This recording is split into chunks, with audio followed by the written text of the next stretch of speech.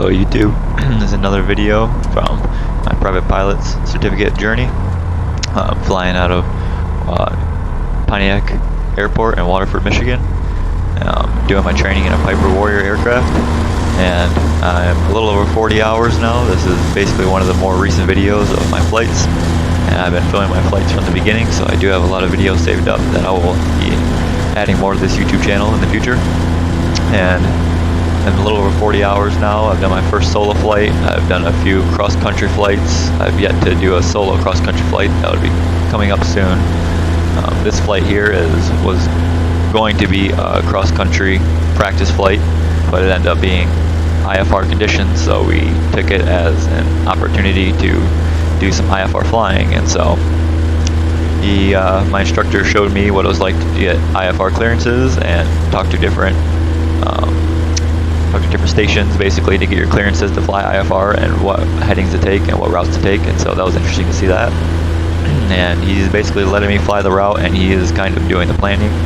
But yeah, so this is an experience of first time flying directly into the clouds, which normally we don't do when I'm training as a VFR pilot, which is Visual Flight Rules for those who don't know, and IFR stands for Instrument Flight Rules. So this is basically just another step in the private pilot's journey, because this is something that is required during your private pilot's training. So it's definitely different, because I'm normally looking out the window obviously when I'm flying, as like I said, Visual Flight Rules, but this, as you can see here shortly, I fly directly into the clouds, and now I solely rely on my instruments. And so it's definitely different, but I have a good instructor, and he shows me all the necessary steps to do and what the procedures are. And there's, you only turn to so much of a bank angle at a time, you only climb at so much of a rate, and these are just all things to keep you safe as you have no reference outside of the airplane. So yeah, this is just figured out I had a little voice of what exactly is going on. He's kind of showing me my altitude fixes, which is 3,000 feet, and showing just a moment ago he was setting a heading bug, so I know which heading to follow. And yeah, before long we'll be flying into a cloud here, and yeah, this is just another experience along the private pilot's journey. I just wanted to show people what it's like, and maybe give people some motivation to go after their dreams. And yeah, because at one point I didn't think this would be possible to do this, but here I am, like I said, just a little over 40 hours now of private pilot's training, and before I know it, hopefully the next few months, is mid-February right now, and projected to sometime mid-April to be able to graduate and get my private pilot certificate. So yeah, I'm just hoping this could maybe give some people some motivation and some confidence to go after your dreams, and don't ever hold yourself back in life, and just live through love and not fear. And yeah, just go for your dreams, and you can make anything happen. You can make your thoughts into your reality if you set your mind to it. So yep, this is a little synopsis of the video here, and I'll just let it play through and kind of see what happens from here on out.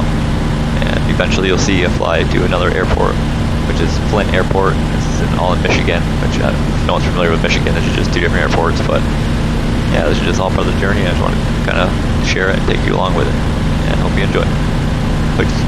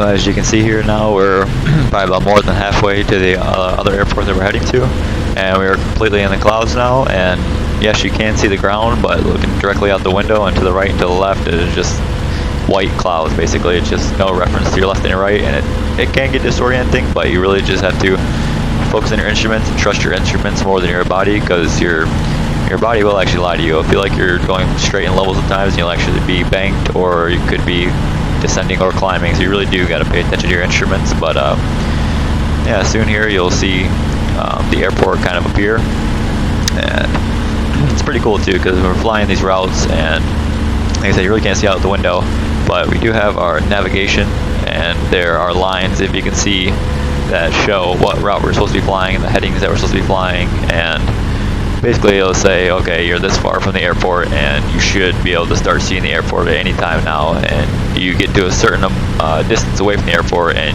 you need to make a decision at some point as you're descending to, if you don't see the airport, you basically need to do a missed approach basically and go around and try again, or if you do see it, then you can go ahead and make the landing just from visual flight reference or rules basically. So as you can see here, you really still can't see anything, and it's kind of cool as I keep descending. The airport kind of just pops out of kind of nowhere, pops out of the clouds basically, or as we pop out of the clouds would be more accurate. And yeah, we come in. Once you see the airport, you kind of don't have to rely on your instruments as much. Obviously, you reference your instruments, but you'll begin using just your vision and use your regular procedures to go down, to the runway. So yeah, soon here you'll the runway will kind of pop out of nowhere. You'll start to see it. We'll start descending, and yeah, I feel like I'm doing pretty good. I see the airport from quite a ways away. Going into the lane, I think maybe got a little bit shallow, and I think I might have scared my instructor a little bit, because you could see he pulled back on the yoke a little bit right before the touchdown. I think he thought I wasn't going to make the field, but I thought I had it. But you gotta, that's the one big thing with flight training, you really have to trust your instructor, and I mean, obviously he has to trust me as well.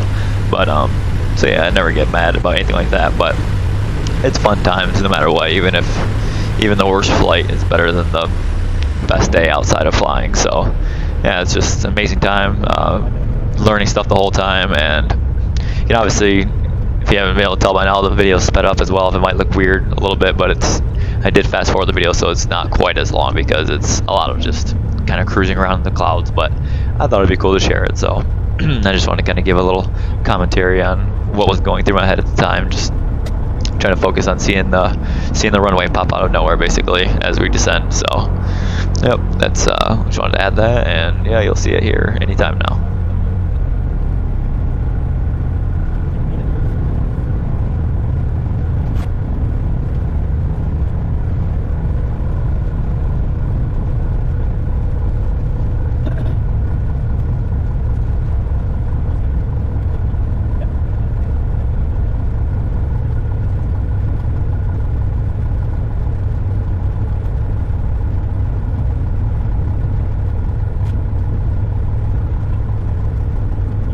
Yeah, I guess he doesn't really pull back on the yoke as much as just adding some throttle, but either way, no harm, no foul at the end of the day. But yeah, that was just my experience flying from Pontiac Airport to Flint Airport in Michigan during the winter, obviously. But hey, I'm having fun either way, so learning stuff as I go, and living my dream, basically, and following my passion. So either way, I'm happy about it at the end of the day, and looking to make a career out of aviation also. And so that's, yeah, hopefully still making YouTube videos, and once I do get into an actual professional position to be able to fly aircraft and make money for it. So yeah, that'll be something in the future. I'll be making content about that also, and yeah, I'll have plenty of other videos.